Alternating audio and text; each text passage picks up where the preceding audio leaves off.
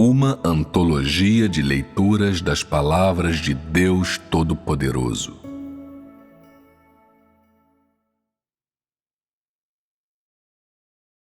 O próprio Deus, o único. 10.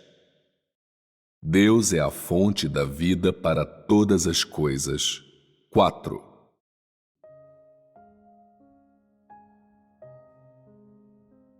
Hoje, estamos comunicando um tópico especial. Para cada um de vocês, há apenas duas coisas importantes que vocês precisam saber, experimentar e entender. E quais são essas duas coisas? A primeira delas é a entrada pessoal das pessoas na vida, e a segunda diz respeito a conhecer a Deus. Vocês pensam que aquilo que comunicamos recentemente sobre conhecer a Deus é atingível? É justo dizer que está fora do alcance da maioria das pessoas. Vocês podem não ficar convencidos com essas palavras. Por que digo isso? Porque enquanto vocês ouviam o que eu estava dizendo antes, independentemente de como eu disse ou com quais palavras, literal e teoricamente, vocês estavam cientes do que eu dizia. Mas uma questão muito séria referente a vocês foi que não entenderam por que eu disse essas coisas, por que eu falei sobre esses tópicos. Esse é o cerne da questão. E assim, embora ouvir essas coisas enriqueceu e acrescentou ao entendimento que vocês têm de Deus e suas obras, vocês ainda têm problemas em conhecer a Deus. Depois de ouvir o que eu disse, a maioria de vocês não entende por que eu disse isso, nem que conexão isso tem com conhecer a Deus. Com o que está relacionada essa incapacidade que vocês têm de entender a sua conexão com conhecer a Deus? Vocês alguma vez pensaram sobre isso? Talvez não tenham. A razão pela qual vocês não entendem essas coisas é porque a experiência de vida de vocês é muito superficial.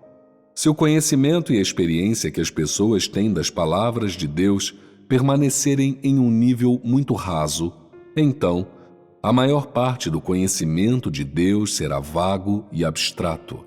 Será rudimentar, doutrinário e teórico. Em teoria, parece ou soa lógico e razoável, mas o conhecimento de Deus que sai da boca da maioria das pessoas é vazio. E por que eu digo que é vazio? Porque, de fato, em seu coração não está claro para você se as palavras sobre conhecer a Deus que saem da sua boca estão corretas ou não, nem se são precisas ou não. E assim, embora a maioria das pessoas tenha ouvido muitas informações e tópicos sobre conhecer a Deus, seu conhecimento de Deus ainda precisa ir além da teoria e da doutrina vaga e abstrata. Então, como esse problema pode ser resolvido? Vocês alguma vez já pensaram nisso? Se alguém não busca a verdade, pode ser possuído pela realidade? Se alguém não busca a verdade, é inquestionavelmente sem realidade e, portanto, definitivamente não tem conhecimento nem experiência das palavras de Deus. E aqueles que não conhecem as palavras de Deus podem conhecer a Deus? Claro que não. As duas coisas estão interligadas.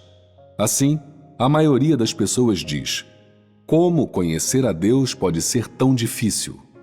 Quando falo de conhecer a mim mesmo, posso continuar por horas, mas quando se trata de conhecer a Deus, não tenho palavras. Mesmo quando consigo dizer alguma coisa, é forçado e sou enfadonho. Até sou estranho quando me ouço dizer isso. Essa é a fonte. Se você sente que conhecer a Deus é muito difícil, que é muito árduo para você, que você não tem nada a dizer, nada real para comunicar e prover para os outros e para prover para si, então, isso prova que você não é alguém que experimentou as palavras de Deus. O que são as palavras de Deus? As palavras de Deus não são a expressão do que Deus tem ou é? Se você não experimentou as palavras de Deus, você pode ter algum conhecimento do que Deus tem e é? Certamente não. Essas coisas estão todas interligadas. Se você não tem a experiência das palavras de Deus, você não pode entender a vontade de Deus, nem saberá qual é o caráter dele, do que ele gosta, o que ele abomina, quais são as exigências dele para o homem, qual é a atitude dele para com aqueles que são bons e para com aqueles que são malignos. Tudo isso certamente será ambíguo e obscuro para você. Se você acreditar em Deus em meio a essa obscuridade, quando você diz que é um daqueles que busca a verdade e segue a Deus, essas palavras são realistas? Elas não são. Então, vamos continuar a comunicar sobre o conhecimento de Deus. Vocês estão ansiosos para ouvir o tópico que vamos comunicar hoje, certo? O tópico que estamos comunicando hoje também está relacionado ao tópico Deus é a fonte da vida para todas as coisas, sobre o qual estivemos falando recentemente. Nós falamos muito sobre como Deus é a fonte da vida para todas as coisas, cujo objetivo era usar diferentes meios e perspectivas para informar as pessoas a respeito de como Deus governa sobre todas as coisas, por quais meios Ele governa sobre todas as coisas e por quais princípios Ele gerencia todas as coisas para que possam existir neste planeta que Deus criou. Nós também falamos muito sobre como Deus supre a humanidade, quais são os meios pelos quais Deus supre a humanidade, com que tipo de ambiente de vida Ele supre a humanidade e com que meios e ímpeto Ele supre um ambiente de vida estável para o homem. Ainda que eu não tenha falado diretamente da relação entre o domínio de Deus sobre todas as coisas, sua administração de todas as coisas e seu gerenciamento, eu falei indiretamente porque Ele administra todas as coisas dessa maneira e porque Ele supre e nutre a humanidade dessa maneira. Tudo isso está relacionado com o gerenciamento de Deus. O conteúdo de que falamos foi muito amplo, do macroambiente a coisas muito menores, como as necessidades básicas e a dieta das pessoas, de como Deus governa sobre todas as coisas e as faz operar de forma ordenada até o ambiente de vida correto e adequado que Ele criou para as pessoas de todas as raças e assim por diante. Todo esse conteúdo extenso está relacionado ao modo como o homem vive na carne. Ou seja, tudo tem relação com coisas do mundo material que são visíveis a olho nu e que as pessoas podem sentir, por exemplo, montanhas, rios, oceanos, planícies. Todas essas são coisas que podem ser vistas e tocadas. Quando eu falo de ar e temperatura, vocês podem usar sua respiração para sentir diretamente a existência do ar e seu corpo para sentir se a temperatura é alta ou baixa. As árvores, a grama, os pássaros e as feras nas florestas, as coisas que voam no céu e caminham pela terra, e os vários pequenos animais que emergem das tocas, podem ser vistos com os próprios olhos das pessoas e escutados com seus próprios ouvidos. Embora o escopo de tais coisas seja vasto, entre todas as coisas, elas representam apenas o mundo material. Coisas materiais são o que as pessoas podem ver e sentir, ou seja, quando você as tocar, você as sentirá. E quando seus olhos as virem, seu cérebro mostrará a você uma imagem, uma figura. Elas são coisas que são reais e verdadeiras. Para você, elas não são abstratas, mas têm um formato. Elas podem ser quadradas, redondas, altas ou curtas, e cada uma dá a você uma impressão diferente. todas essas coisas representam essa parte material de todas as coisas. E então, para Deus, o que o todas as coisas em o domínio de Deus sobre todas as coisas inclui? Ele não inclui apenas as coisas que as pessoas podem ver e tocar, mas, além disso, aquilo que é invisível e impalpável. Esse é um dos verdadeiros significados do domínio de Deus sobre todas as coisas. Mesmo que para as pessoas essas coisas sejam invisíveis e impalpáveis, elas realmente existem para Deus, desde que possam ser observadas por seus olhos e estejam no escopo de sua soberania. Mesmo que, para a humanidade, elas sejam abstratas e inimagináveis e, mesmo que sejam, ademais, invisíveis e impalpáveis, para Deus elas realmente existem. Assim, é o outro mundo de todas as coisas sobre as quais Deus governa e é a outra parte do escopo de todas as coisas sobre as quais Ele governa. Esse é o tópico que estamos comunicando hoje. Como Deus governa e administra o mundo espiritual. Uma vez que esse tópico aborda como Deus governa e gerencia todas as coisas, ele tem relação com o mundo fora do mundo material, o mundo espiritual, e, portanto, é sumamente necessário que nós o entendamos. Somente depois de ter comunicado e entendido esse conteúdo, as pessoas podem entender genuinamente o verdadeiro significado das palavras Deus é a fonte da vida para todas as coisas. Essa é a razão pela qual vamos falar sobre esse tópico. E o objetivo desse tópico é concluir o tema Deus governa todas as coisas e Deus gerencia todas as coisas. Talvez, quando vocês ouvirem esse tópico, possa parecer estranho ou inacreditável para vocês.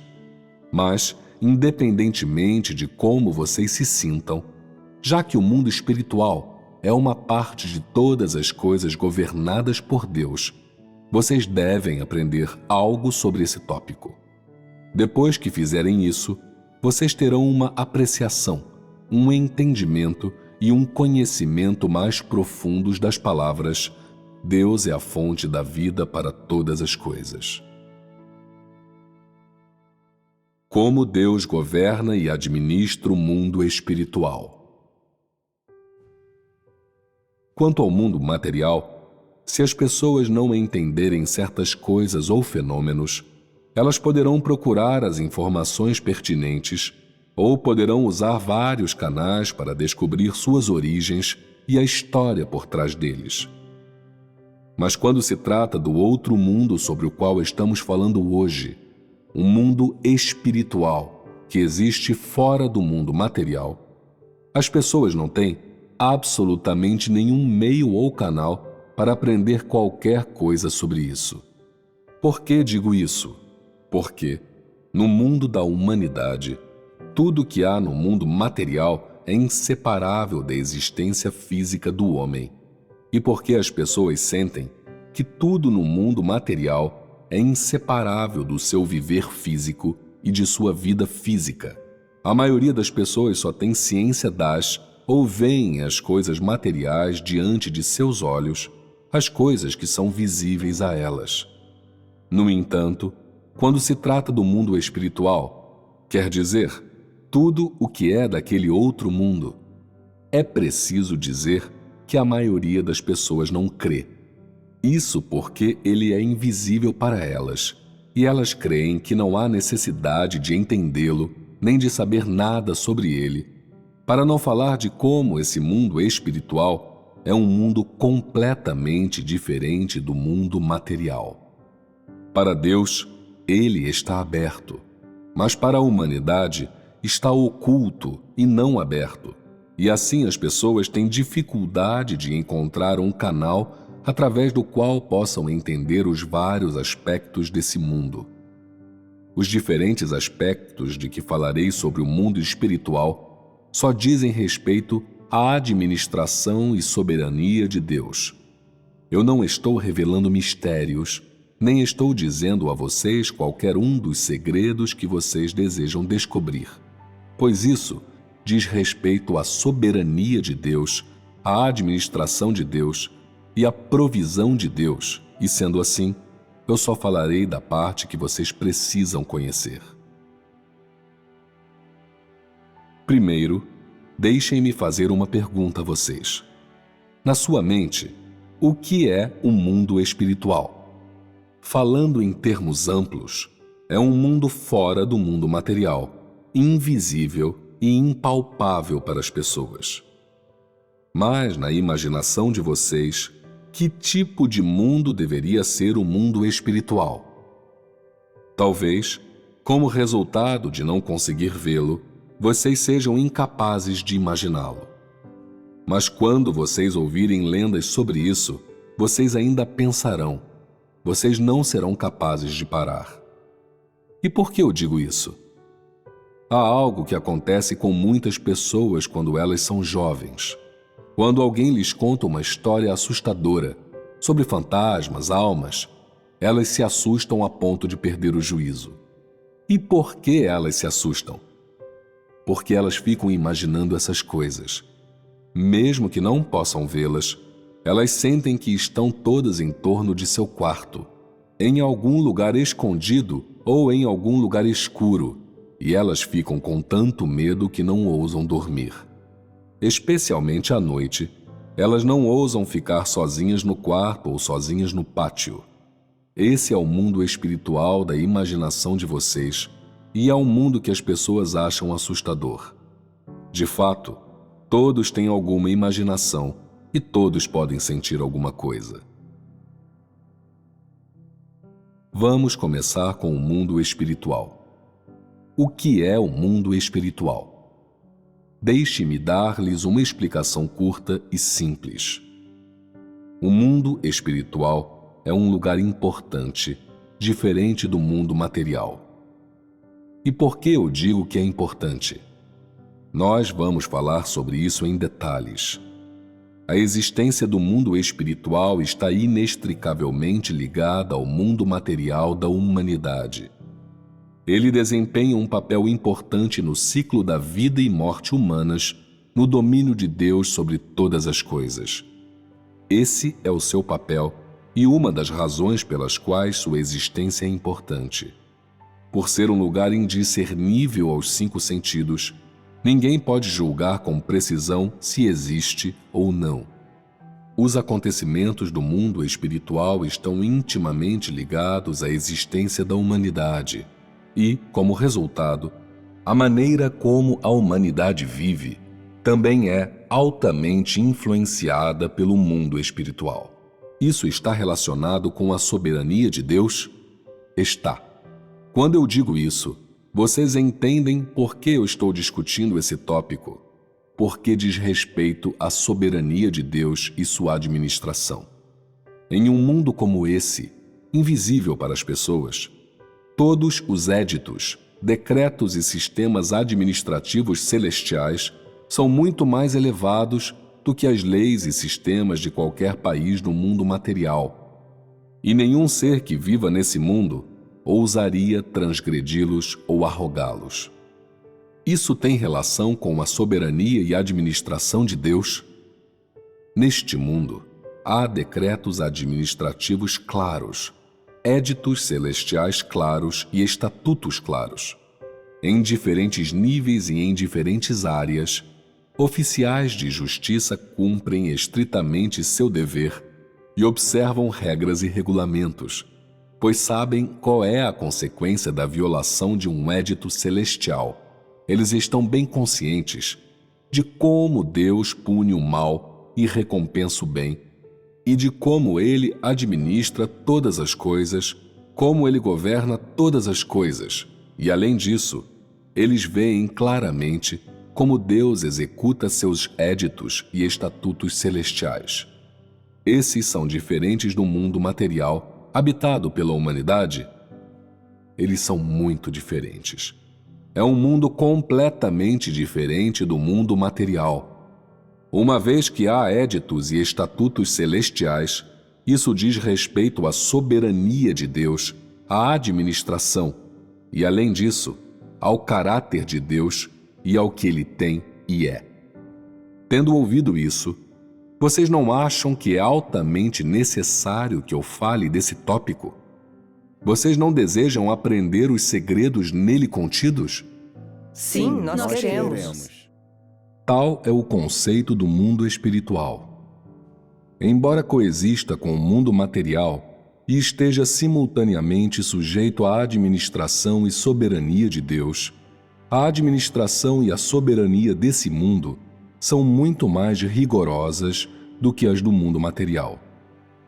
Quando se trata de detalhes, devemos começar com a forma como o mundo espiritual é responsável pela obra do ciclo de vida e morte da humanidade, pois essa obra é uma parte importante da obra dos seres do mundo espiritual.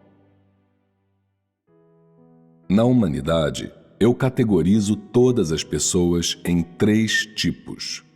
O primeiro tipo consiste dos incrédulos, que são aqueles sem crenças religiosas. Eles são chamados de incrédulos. A esmagadora maioria dos incrédulos só acreditam em dinheiro, só perseguem seus próprios interesses, são materialistas e só acreditam no mundo material, não no ciclo de vida e morte ou em quaisquer declarações sobre divindades e fantasmas. Eu os categorizo como os incrédulos e eles são o primeiro tipo.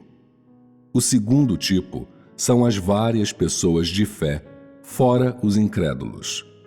Na humanidade, eu divido essas pessoas de fé em vários tipos principais. Em primeiro lugar, os judeus. Em segundo, os católicos. Em terceiro, os cristãos. Em quarto, os muçulmanos. E em quinto, os budistas. Existem 5 tipos. Esses são os vários tipos de pessoas de fé. O terceiro tipo é aquele que acredita em Deus, que se refere a vocês. Esses crentes são aqueles que seguem a Deus hoje. Essas pessoas são divididas em 2 tipos: o povo escolhido de Deus e os servidores. Esses tipos principais foram claramente diferenciados. Então, na mente de vocês são capazes de diferenciar claramente os tipos e a classificação dos humanos. O primeiro tipo consiste dos incrédulos. Eu disse o que são os incrédulos. Aqueles que acreditam no bom velhinho no céu contam como incrédulos? Muitos incrédulos somente acreditam no bom velhinho no céu. Eles acreditam que o vento, a chuva, o trovão são todos controlados por esse bom velhinho no céu, em quem eles confiam para o plantio de safras e a colheita. Mas, à menção da crença em Deus, eles se tornam indispostos. Isso pode ser chamado de crença em Deus? Essas pessoas estão incluídas nos incrédulos. Você entende isso, certo? Não confunda essas categorias. O segundo tipo são as pessoas de fé. O terceiro tipo é aquele que segue a Deus hoje. E por que eu dividi todos os humanos nesses tipos? Porque eles têm diferente destinação e fim. Esse é um aspecto. Porque, quando essas diferentes raças e tipos de pessoas retornam ao mundo espiritual, cada um terá um lugar diferente para ir. Eles estarão sujeitos a diferentes leis do ciclo de vida e morte, e essa é a razão pela qual eu categorizei humanos nesses tipos principais. 1. O ciclo de vida e morte dos incrédulos. Vamos começar com o ciclo de vida e morte dos incrédulos. Depois que uma pessoa morre, ela é levada por um oficial de justiça do mundo espiritual. E o que delas é levado embora? Não é sua carne, mas sua alma. Quando sua alma é levada, ela chega a um lugar que é uma agência do mundo espiritual, que recebe especialmente as almas das pessoas que acabaram de morrer. Quando elas são levadas para esse lugar, Um funcionário realiza as primeiras verificações, confirmando seu nome, endereço e idade. O que elas fizeram com sua vida, tudo o que elas fizeram em sua vida é registrado em um livro e verificado pela veracidade. Depois de tudo ter sido verificado, o comportamento e as ações da pessoa durante toda a vida são usados para determinar se ela será punida ou continuará sendo reencarnada como pessoa, que é o primeiro estágio. Esse primeiro estágio é assustador? Não é muito assustador, porque a única coisa que aconteceu é que a pessoa chegou a um lugar escuro e desconhecido. Isso não é muito assustador. No segundo estágio, se essa pessoa tiver feito muitas coisas ruins ao longo da vida, se tiver cometido muitos atos perversos, será levada a um local de punição para ser punida. Esse será expressamente o lugar para a punição das pessoas. Os detalhes de como serão punidos dependem dos pecados que elas cometeram e de quantas coisas perversas elas fizeram antes de morrer. E essa é a primeira situação que acontece no segundo estágio. Por causa das coisas que elas fizeram e o mal que cometeram antes de morrer, quando elas forem reencarnadas posteriormente ao seu castigo, quando voltarem a nascer no mundo material, algumas pessoas continuarão sendo humanas e algumas se tornarão animais. Ou seja, depois que uma pessoa retorna ao mundo espiritual, ela é punida por causa do mal que cometeu. Além disso, por causa das coisas más que fizeram, em sua próxima reencarnação, elas não se tornam humanos, mas um animal. O escopo dos animais que elas podem se tornar abrange vacas, cavalos, porcos e cães. Algumas pessoas podem se tornar um pássaro no céu, ou um pato ou ganso. Depois de terem reencarnado como um animal, quando elas morrerem, elas retornarão ao mundo espiritual e, como antes, com base em seu comportamento antes de morrerem, o mundo espiritual decidirá se elas serão ou não reencarnadas como uma pessoa. A maioria das pessoas comete muitos males, seus pecados são muito graves e, quando são reencarnadas, tornam-se um animal de 7 a 12 vezes. 7 a 12 vezes. Isso é assustador? É assustador. O que é assustador para vocês? Uma pessoa se tornando um animal. Isso é assustador. E, para uma pessoa, o que é mais doloroso em se tornar um animal? Não ter linguagem, ter apenas pensamentos simples, só ser capaz de fazer as coisas que os animais fazem e comer as coisas que os animais comem. Ter a mentalidade simples e a linguagem corporal de um animal, não ser capaz de andar ereto, não ser capaz de se comunicar com seres humanos e nenhum dos comportamentos e atividades dos seres humanos que tenham qualquer relação com os animais. Quer dizer, entre todas as coisas, ser um animal faz de você o mais baixo de todos os seres vivos e é muito mais doloroso do que ser um humano. Esse é um aspecto da punição do mundo espiritual daqueles que fizeram muito mal e cometeram grandes pecados. Quando se trata da gravidade da punição, isso é decidido pelo tipo de animal que elas se tornam. Por exemplo, ser um porco é melhor do que ser um cachorro? Um porco vive melhor ou pior que um cachorro? Pior, certo? Se as pessoas se tornarem uma vaca ou um cavalo, elas viverão melhor ou pior que um porco? Melhor. Parece que, dada uma escolha, vocês têm preferências. Será mais confortável se alguém se tornar um gato? Será muito mais confortável do que se tornar um cavalo ou uma vaca. Se você tivesse uma escolha entre animais, escolheria se tornar um gato, e isso seria mais confortável, porque você poderia ficar a maior parte do tempo dormindo. Tornar-se uma vaca ou um cavalo é mais trabalhoso, e, portanto, se as pessoas reencarnarem como uma vaca ou um cavalo, terão que trabalhar duro, o que parece ser uma punição severa. Tornar-se um cão é um pouco melhor do que uma vaca ou um cavalo, porque um cão tem uma relação mais próxima com seu dono. Além disso, hoje, muitas pessoas mantêm um cachorro e depois de 3 ou 5 anos ele aprendeu a entender muito do que elas dizem. Porque um cão pode entender muitas das palavras do seu dono, ele tem um bom entendimento do seu dono e às vezes ele consegue se adaptar ao humor e às exigências do seu dono e, portanto, o dono trata melhor o cão e ele come melhor e bebe melhor. E quando está com dor, é mais bem cuidado. Então, o cão não desfruta de uma vida feliz? Dessa forma, ser um cão é melhor que ser uma vaca ou um cavalo.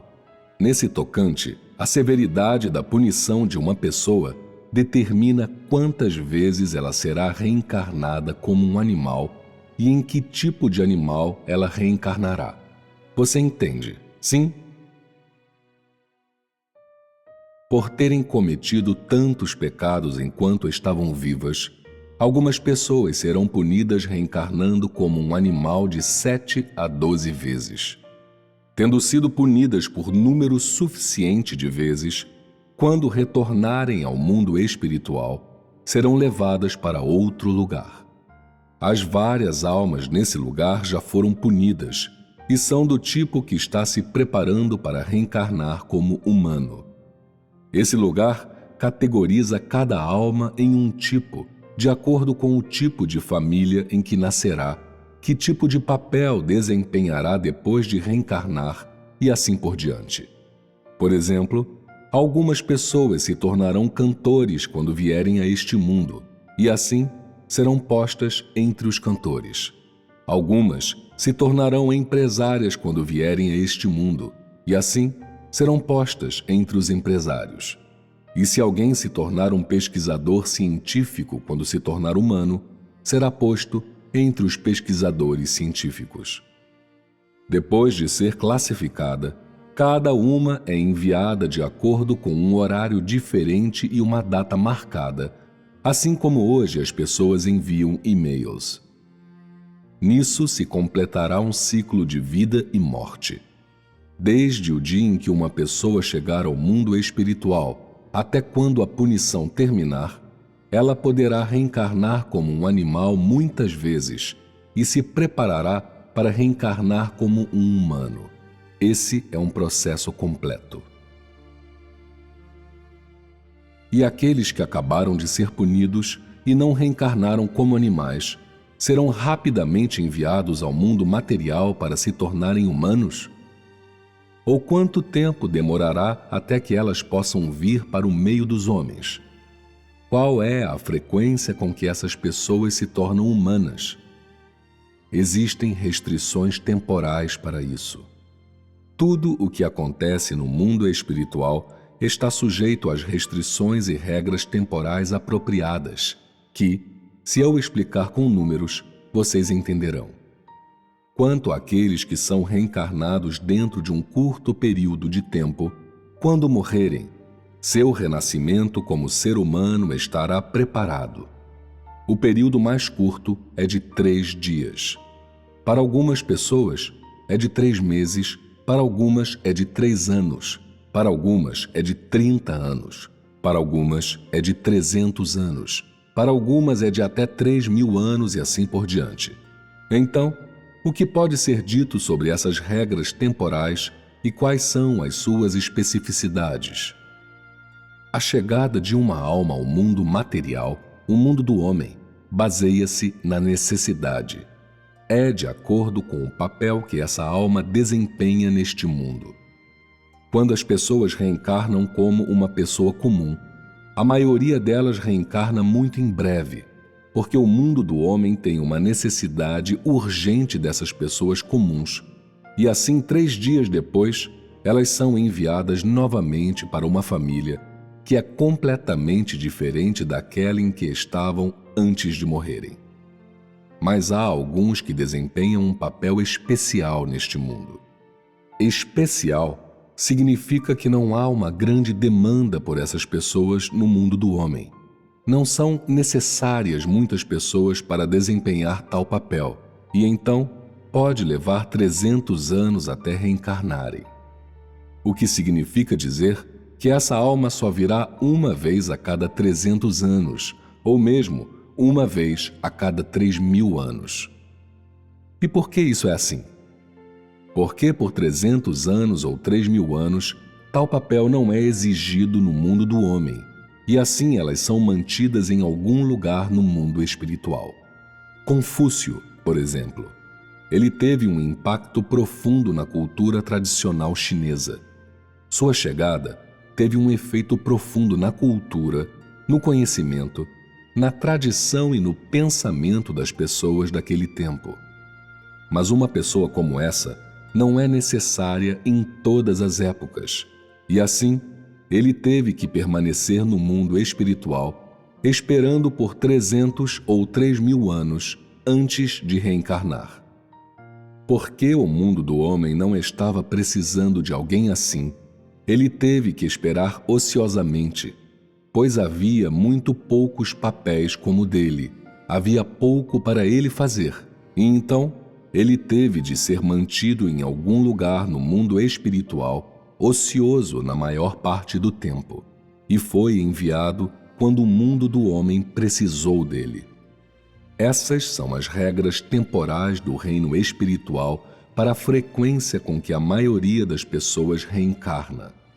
Sejam elas alguém comum ou especial, o mundo espiritual tem regras apropriadas e práticas corretas para o processamento da reencarnação das pessoas. E essas regras e práticas vêm de Deus, são enviadas por Deus e não são decididas nem controladas por nenhum oficial de justiça ou ser no mundo espiritual. Agora você entende. Sim,